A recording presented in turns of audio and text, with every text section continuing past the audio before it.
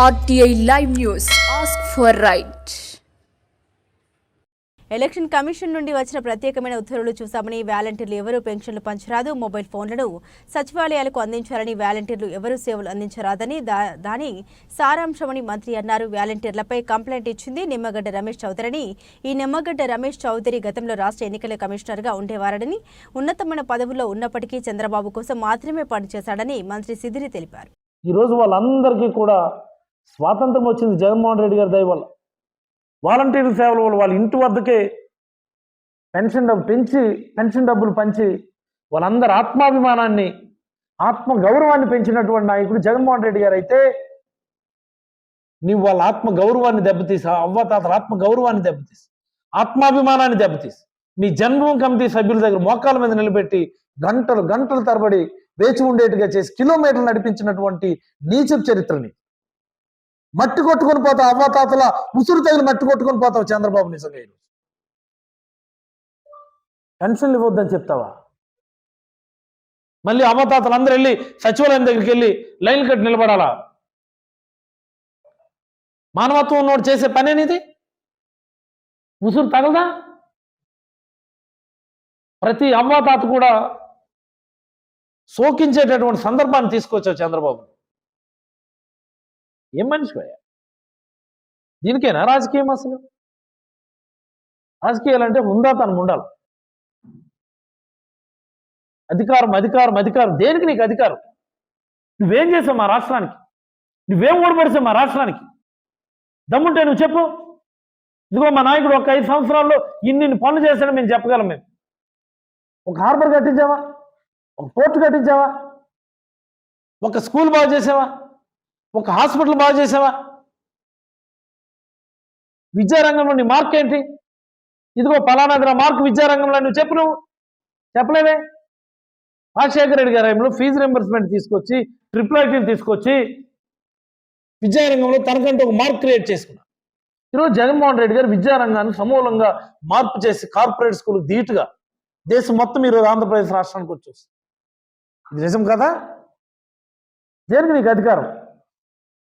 పేదలకు అవసరమయ్యే అన్ని వ్యవస్థ నిర్వీర్యం చేయడానికి నీకు ఒక అధికారం. నీకు వైద్య రంగంలోని మార్కెట్ ఒక్క మెడికల్ కాలేజ్ నువ్వు ప్రభుత్వ మెడికల్ కాలేజ్ కట్టించావా? ఎందుకయ్యా నీకు అధికారం? నీకు అసలు 14 సంవత్సరాలు చేసినావు. చిచి, దౌర్భాగ్యం ఇది. ఈ రాష్ట్ర ప్రజలు చేసుకున్న దౌర్భాగ్యం. నువ్వు 14 సంవత్సరాలు ముఖ్యమంత్రిగా ఉండవు. ఒక్కటంటే ఒక్క మెడికల్ కాలేజ్ నువ్వు పెట్టించుకోగలిగావు నువ్వు? మా నాయకుడు 17 మెడికల్ కాలేజీలకి ఈరోజు అనుమతులు ఇప్పించిన, అన్ని హాస్పిటల్స్ నాడు నేడు కింద బాగు చేసి, ఎన్ని కొత్త పిహెచ్సీలు కట్టావు, ఎన్ని కొత్త పిహెచ్సీలు ఇచ్చావు, ఎన్ని అర్బన్ పిహెచ్సీలు ఇచ్చాం చూసుకోను. వెళ్ళి నీ మార్కెట్ వైద్య రంగంలో, ఇన్ఫ్రాస్ట్రక్చర్లో నీ మార్కెట్ చెప్పు.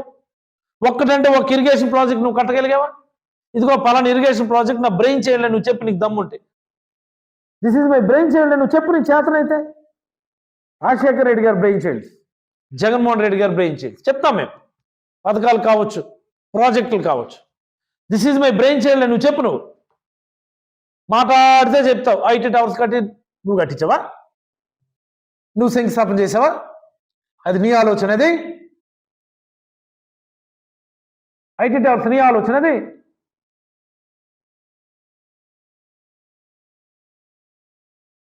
హైదరాబాద్ ఎయిర్పోర్ట్ నువ్వు కట్టించావా? రింగ్ రోడ్ నువ్వు వేసావా?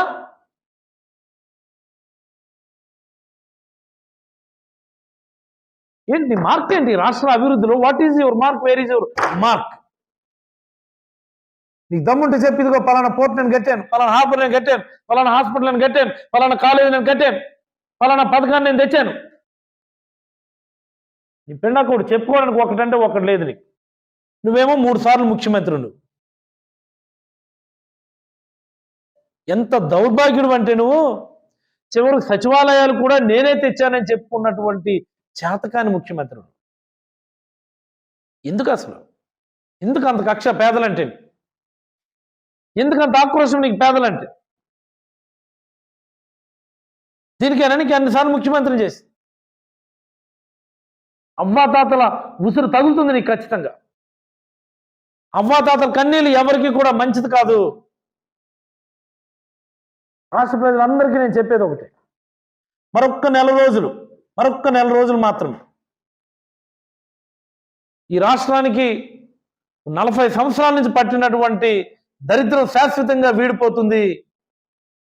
యువకులకు స్వేచ్ఛ వస్తుంది, అక్క చెల్లెమ్మలకు స్వేచ్ఛ వస్తుంది, అవ్వ తాతలకు స్వేచ్ఛ వస్తుంది, ఈ రాష్ట్రంలో ఉన్నటువంటి అన్ని వ్యవస్థలకి స్వేచ్ఛ వస్తుంది. ఈ చంద్రబాబు అండ్ ముఠా, Chandrababu and co, yellow media and co మొత్తం రాబోయే ఒక్క నెల రోజుల్లోనే శాశ్వతంగా ఈ రాష్ట్రం నుంచి దూరంగా జరగబోతా ఉన్నాయి. ఓపిక పట్టండి, జాగృతం కండి, సమైక్యం కండి, సమిష్టిగా నిలబడండి. మళ్ళీ ఎన్నికల్లో జగన్మోహన్ రెడ్డి గారు ముఖ్యమంత్రిని చేసుకుందాం. జగన్మోహన్ రెడ్డి గారు ఉంటేనే మనకు మంచి జరుగుతుంది. జగన్మోహన్ రెడ్డి గారు ఉంటేనే అన్ని వర్గాల ప్రజలకు న్యాయం జరుగుతుంది. చంద్రబాబు ఉంటే కేవలం ఆయన కులానికే తప్ప మరొకరు కాదు. ఇదిగో ఇదే మాదిరి పేదల నోటి దగ్గర కూడు లాక్కునే రకం చంద్రబాబు అయితే, పేదల కడుపు నింపే రకం జగన్మోహన్ రెడ్డి గారు. ప్రజలందరూ ఆలోచించమని మనస్ఫూర్తిగా కోరుతూ, చంద్రబాబు బుద్ధి మరి ఎన్నటికీ మారదు. ఒక్క నెల రోజుల్లో ఆయనకి శాశ్వతంగా బుద్ధి వచ్చే ఒక గొప్ప నిర్ణయం తీసుకోండి అని ప్రజలందరికీ మనస్ఫూర్తిగా కోరుతూ, ఫ్యాన్ గుర్తుపైన ఓట్లు వేసి, అన్ని వర్గాల ప్రజలు ఫ్యాన్ గుర్తుపైన ఓట్లు వేసి వైఎస్ఆర్ కాంగ్రెస్ పార్టీ ఎమ్మెల్యే అభ్యర్థుల్ని అఖండ మెజారిటీలతో గెలిపించి జగన్మోహన్ రెడ్డి గారిని పెద్ద ఎత్తున సీట్లతో ముఖ్యమంత్రిని చేయటంలో మీరందరూ కూడా సహకరించాలని మనస్ఫూర్తిగా కోరుతూ సెలవు తీసుకుంటా ఉన్నాను. Any questions?